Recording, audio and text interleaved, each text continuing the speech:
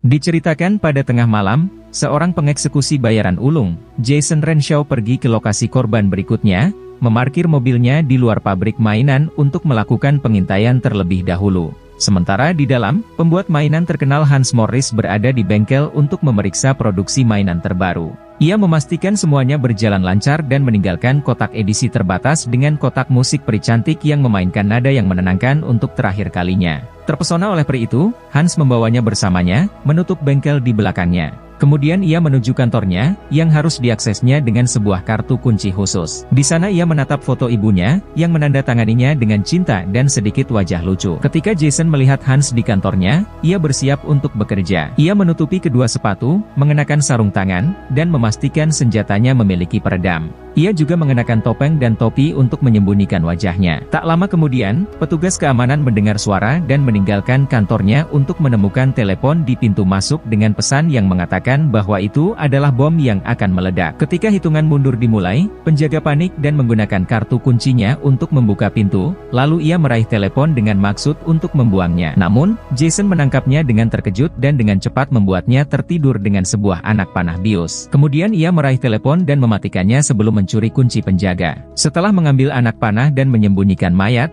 Jason masuk ke dalam dan memeriksa kamera keamanan, memperhatikan penjaga lain yang masuk. Jason mematikan semua kamera dengan kunci yang dicuri dan mengejar penjaga lainnya, menembaknya dengan obat penenang lainnya. Kemudian ia melompat ke penjaga dan meraihnya untuk melemparkannya ke tanah, menahannya sampai obat penenang bekerja. Jason menyembunyikan mayat ini juga dan naik ke atas, membuka kantor CEO dengan kartu kunci penjaga. Hans berdiri begitu melihatnya dan nyaris merengek sebelum Jason menembaknya beberapa kali, yang otomatis dengan cepat menghabisinya. Setelah itu, Jason memeriksa denyut nadi Hans untuk memastikan ia telah meninggal dan melihat bingkai foto ibu Hans pecah saat jasadnya jatuh, dan menyadari adanya tanda aneh di sana. Dia juga menemukan kotak musik dan mendengarkan musik itu sebelum membawanya. Beberapa saat kemudian, Jason sudah berada di pesawat yang akan terbang pulang. Dia menggunakan ponsel bekas untuk mengirim pesan singkat kepada orang yang mempekerjakannya, memberitahu mereka untuk mengonfirmasi kematian Han di berita dan mengirimkan uangnya. Ketika penumpang di sebelahnya bertanya apakah dia punya permen karet,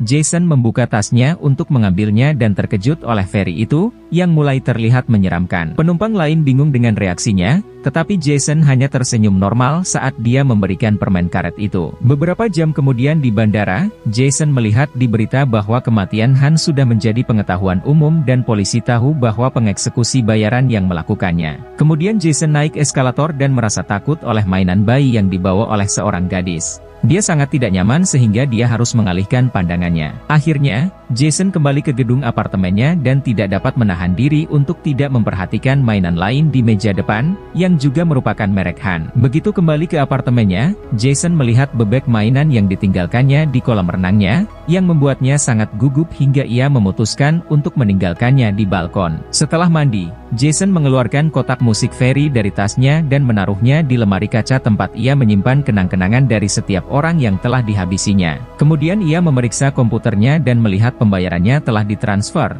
Nampak ada juga pekerjaan lain yang siap untuknya di London. Namun, pertama-tama, Jason memutuskan untuk tidur siang terlebih dahulu.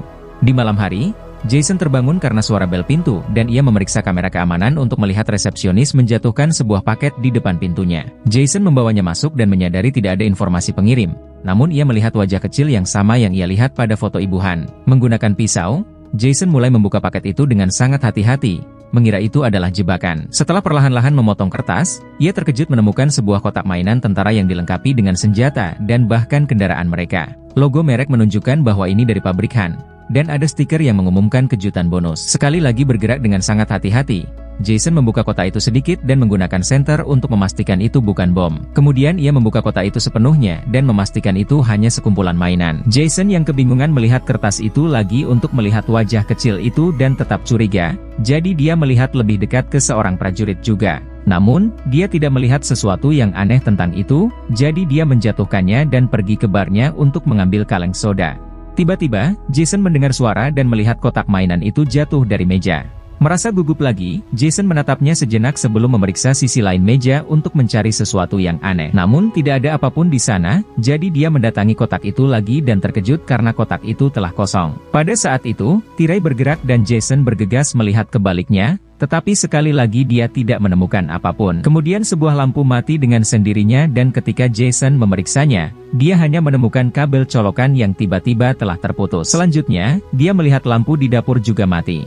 Ketika dia mendekat untuk menyelidiki, dia merasakan sesuatu yang menyakiti kakinya. Jason melompat mundur dan meraih benda misterius yang menusuknya, hanya untuk mengetahui bahwa itu adalah sebuah senjata mainan tentara. Kemudian Jason berjongkok untuk melihat ke bawah perabotan dan sesuatu melepaskan tembakan ke arahnya dengan peluru kecil. Dia segera bergerak untuk bersembunyi saat dia menyentuh bekas luka kecil itu, memastikan peluru itu kecil tetapi tetap menyebabkan kerusakan. Ketika dia mencoba untuk melihat lagi, api menyala lagi dan bahkan sebuah rudal kecil terbang keluar, mengenai kakinya dengan ledakan yang cukup panas untuk membakar celana dan dagingnya. Jason berguling di lantai untuk bersembunyi di balik anak tangga dan ketika api terus menyala, ia bergegas bersembunyi di kamar mandi. Setelah memeriksa lukanya di cermin besar, Jason mengambil cermin yang lebih kecil dan membuka pintunya sedikit agar bisa mengintip, sementara api masih menyala, perlahan-lahan menghancurkan semua lampu dan perangkat elektronik di apartemennya. Sebuah rudal bahkan mengenai lampu dan menimbulkan api kecil. Tiba-tiba, peluru berhenti, hanya untuk Jason yang akhirnya keberadaannya diketahui oleh musuh. Rudal lain segera ditembakkan dan menghancurkan cermin, menyebabkan pecahannya melukai Jason. Dia segera menutup pintu dan melepaskan pecahan dari kulitnya, menyadari bahwa dia memiliki lebih banyak luka sekarang. Karena kamar mandi ini menyatu dengan kamar tidurnya, dia bergegas ke nakasnya dan mengambil pistol yang dia sembunyikan di sana. Kemudian Jason keluar dan mulai menembak balik ke arah musuh yang bersembunyi di bawah sofa. Peluru terus melukainya, tetapi kali ini dia berhasil menghindari rudal yang masuk. Dengan cepat menyeberangi apartemen, Jason mencapai barnya dan minum alkohol langsung dari botol sebelum mengambil senjata tersembunyi lainnya. Dia melepaskan tembakan lagi, kali ini sambil mendekati sofa dan menyingkirkan perabotan lain. Ketika musuh tidak lagi menembak, ia menyingkirkan bantal dari sofa dan mulai menembakinya sambil berteriak. Begitu peluru habis, ia mengambil senjatanya sebelumnya dan dengan kasar membalikan sofa untuk akhirnya melihat lawannya, berbentuk tentara mainan dari kotak. Banyak dari mereka mati, tetapi yang selamat berkumpul kembali dan mengumpulkan kendaraan atau senjata. Jason menginjak dua dari mereka sebelum yang lain melepaskan tembakan lagi, menyebabkannya membalas dengan lebih banyak tembakan. Sementara itu, beberapa tentara berhasil naik helikopter mereka,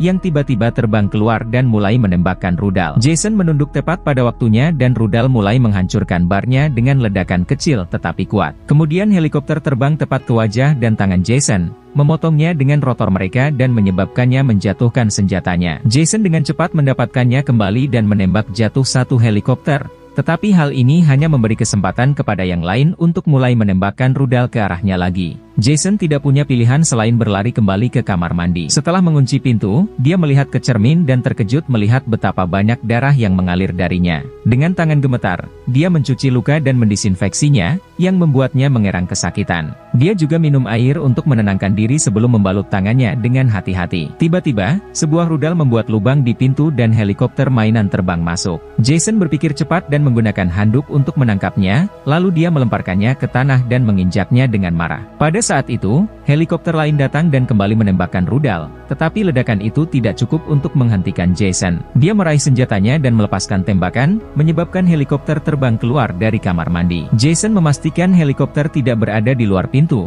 lalu dia mengambil handuk dan melemparkan mainan yang rusak ke dalam toilet sebelum menyiramnya. Sekarang dia dapat menggunakan handuk untuk menutup lubang di pintu. Mendengar suara-suara di dalam toilet, Jason menyiramnya lagi, tetapi bunyi berderak itu terus berlanjut. Ia memukul tutup toilet namun tidak berhasil, jadi selanjutnya ia mengambil pengering rambut dan melemparkannya ke dalam toilet juga. Hubungan arus pendek yang terjadi menewaskan para prajurit, tetapi juga mematikan lampu di kamar mandi. Karena tidak tahu harus berbuat apa lagi, Jason duduk dan menunggu. Ia menemukan jarum dan benang, lalu menggunakannya untuk menjahit luka di kakinya. Setelah minum air, ia melihat semprotan serangga jatuh dari lemari dan menaruhnya di saku sebagai senjata tambahan. Pada saat itu, ia melihat sesuatu bergerak di dekat pintu dan bersiap untuk menembak, tetapi itu hanyalah selembar kertas yang didorong masuk. Setelah tentara pergi, Jason mengambil kertas itu dan menemukan kata menyerah, jadi ia menulis hinaan di atasnya sebelum mengirimkannya kembali. Kemudian ia memindahkan handuk untuk melihat keluar dan melihat tentara menembakkan meriam. Jason menghindar tepat pada waktunya saat bola meriam membuat lubang yang lebih besar di pintu. Tembakan terus berdatangan, menghancurkan pintu semakin banyak hingga hampir tidak ada kayu yang tersisa. Jason tidak punya pilihan selain memanjat keluar jendela, yang menempatkannya di tepi yang sangat sempit di atas kota. Dengan sangat hati-hati, Jason berjalan di sekitar tepi dan bersembunyi di balik dinding tepat sebelum helikopter keluar, jadi ia tidak terlihat. Kemudian Jason terus bergerak, berjalan sangat lambat menuju jendela lain. Pada saat itu, dia ditemukan oleh helikopter, yang kemudian menembak wajahnya sekali sebelum kehabisan peluru. Jason berhasil tidak jatuh dan menembak balik, hingga kehabisan peluru juga. Namun, satu peluru cukup untuk membakar helikopter dan membuatnya jatuh. Setelah itu, Jason terus bergerak di tepi gedung sambil mengatasi luka yang sangat menyakitkan di telinganya. Dengan berpegangan pada pipa, dia bergerak di sekitar gedung namun akhirnya jatuh. Tetapi untungnya dia mendarat di balkonnya. Bersembunyi di balik panggangannya, dia mengintip ke dalam dan melihat para prajurit berkumpul kembali untuk membuat rencana baru dengan meriam terakhir mereka. Mencoba memikirkan sesuatu, Jason melihat ke panggangan dan menemukan bebek, korek api, dan alat pemadam. Beberapa detik kemudian, bebek itu muncul berenang di kolam renang. Para prajurit mendekatinya untuk menyelidiki, yang membuat area pintu bebas bagi Jason untuk masuk. Dia mengejutkan para prajurit dengan menggunakan alat pemadam pada mereka hanya untuk tim kedua mendekatinya dari belakang, yang kemudian dengan cepat melepaskan tembakan dan menghancurkan salah satu kenang-kenangan di lemari. Jason berjuang dengan korek api tetapi akhirnya menyalakannya dan menggabungkannya dengan semprotan serangga, menciptakan penyembur api yang dia gunakan untuk membakar para prajurit. Truk mainan akhirnya menabrak perabotan dan Jason berteriak puas sebelum dia menyalakan api pada prajurit lainnya. Setelah dia melakukan kerusakan yang cukup, dia mengambil pisau dan memotong semua prajurit menjadi beberapa bagian. Dia juga menusuk satu hanya untuk melihatnya menggeliat kesakitan. Tiba-tiba, para prajurit dan busa menembak jatuh bebek saat alat pemadam akhirnya habis. Sebelum mereka dapat menembak Jason juga, dia memukul mereka dengan kotak mereka sendiri. Berpikir itu akhirnya berakhir, Jason mengumpulkan semua mainan yang rusak dan melihat lebih dekat, tetapi dia tidak menemukan sesuatu yang istimewa tentang mereka. Ia menghitung semua mainan dan memeriksa angka-angka pada kotak untuk memastikan tidak ada yang lolos. Lalu ia membuangnya ke tempat pembuangan sampah dan menyalakannya untuk mengubah mainan-mainan itu menjadi debu. Setelah membersihkan luka-lukanya dengan benar, Jason masuk ke kolam renangnya untuk bersantai. Tiba-tiba, ia mendengar suara dan merasakan sesuatu yang menyakiti lengannya. Dia segera keluar dari kolam dan melihat ke air, tetapi dia tidak melihat sesuatu yang aneh. Luka di pergelangan tangannya cukup dalam, jadi Jason melilitkannya dengan handuk sebelum pindah untuk bersembunyi di kamar tidurnya. Di sana, dia mencoba menjahit lukanya, tetapi tangannya gemetar hebat sehingga dia bahkan tidak bisa memasukkan benang ke dalam jarum. Hingga pada akhirnya, Jason hanya membalut luka baru itu dan berpakaian sebelum keluar. Selalu memperhatikan sekelilingnya, dia meraih magnet dengan nomor darurat dari kulkasnya dan mulai berjalan mundur untuk meninggalkan apartemen tanpa diserang oleh kejutan. Jason menekan tombol di lift untuk pergi tetapi tetap tidak bisa tenang karena ia mendengar sesuatu bergerak di atap. Suara itu kemudian mulai bergerak,